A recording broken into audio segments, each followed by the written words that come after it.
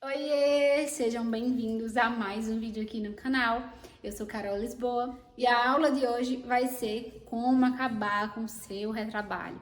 Gente, é muito ruim você fazer um projeto, né, tudo perfeito, e aí você envia para o cliente e tem 1.500 alterações.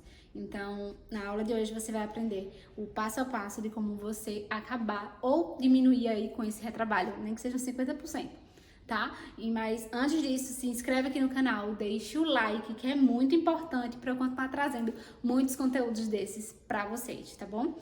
E me acompanha lá no Instagram, é Carol Lisboa Arquiteta, vou deixar passando aqui na tela.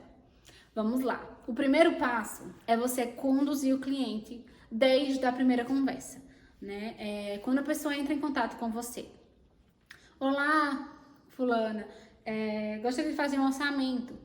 Você começa a conduzir a cliente a partir desse momento. Então, geralmente eu faço um pré-briefing, né? Eu faço algumas perguntas para que eu possa já conseguir identificar se eu vou conseguir ou não atender aquela cliente. Porque não adianta você...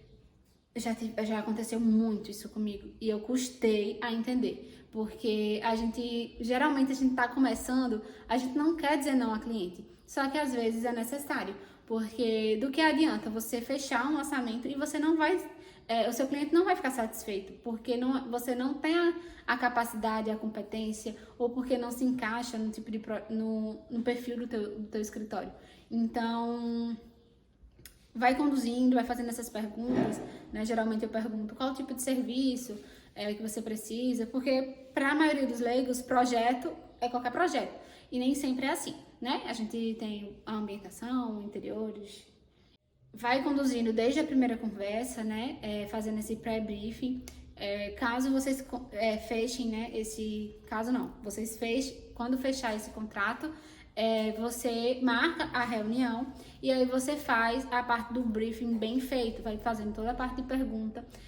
Você procura aqui no canal se eu já falei se já teve essa aula aí de primeira reunião com o cliente, porque se não tiver vai sair em breve, mas eu dei todo o passo a passo para que você tenha uma reunião perfeita, tá?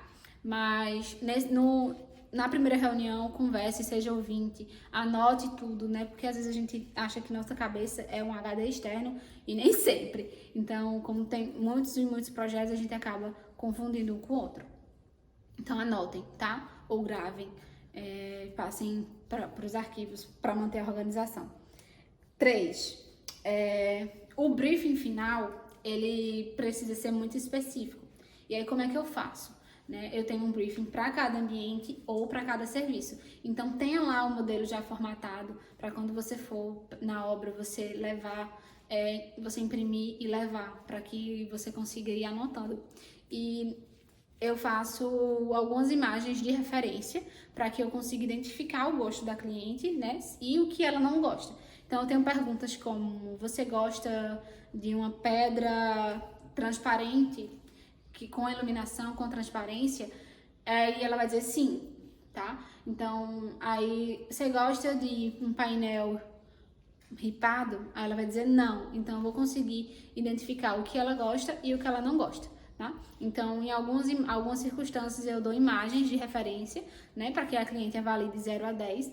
E geralmente essa parte de referência eu deixo para enviar posterior à primeira reunião, porque ela consegue sentar com o esposo, com os filhos, né, dependendo do tipo de projeto, e analisar essas imagens. E também deixo aberto para que ela envie as referências dela, né, para que a gente consiga abrir mais esse leque e montar o próprio estilo.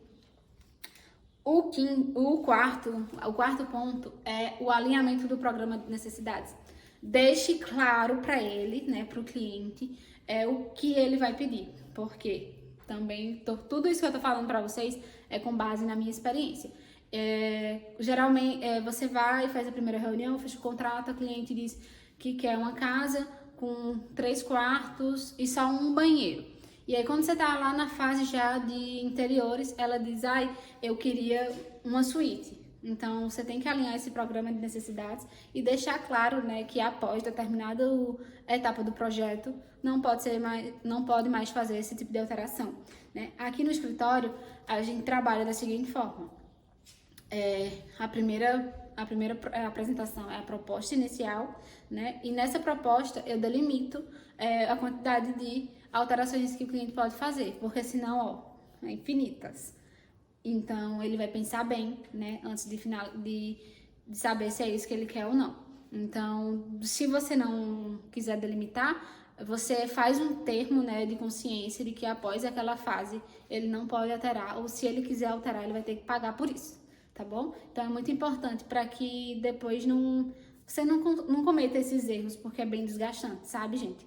Então, esse é o quarto ponto. O quinto ponto é fazer a parte de estilo e referência, né? Como eu falei, que após o briefing faz essa análise aí de referência. Também deixa aberto para que ela possa escrever, né? Eu sempre digo, coloca algum ponto que você mais gostou, né, nessa foto. Aí elas dizem, eu gostei do puxador que é grande, eu gostei do lustre, gostei da planta. Então a gente consegue fazer essa parte de definição, e aí eu geralmente monto, né, nem sempre, vou confessar aqui, mas é importante você montar o moodboard, porque você consegue apresentar para eles, né, para o cliente, o estilo que você vai seguir. Nem sempre a gente segue um estilo só, então para a gente fazer a questão da junção de estilo e ver se isso vai agradar o cliente ou não. A última dica é para você analisar realmente o que o cliente gosta e o que o cliente não gosta. Dentro do seu briefing, coloca algumas perguntas de tipo, qual cor você não gosta de jeito nenhum? Qual estilo de cadeira você não usaria de jeito nenhum? E aí você coloca algumas opções, porque você vai conseguir identificar o que ele realmente gosta e o que ele não gosta. E aí faz isso assim algumas vezes meio que repetidas, só mudando alguns detalhes, para que você se certifique de que realmente isso que ele quer. Por exemplo, planta artificial, ela é bem particular, nem sempre todos os clientes gostam. Então, coloca alguns modelos.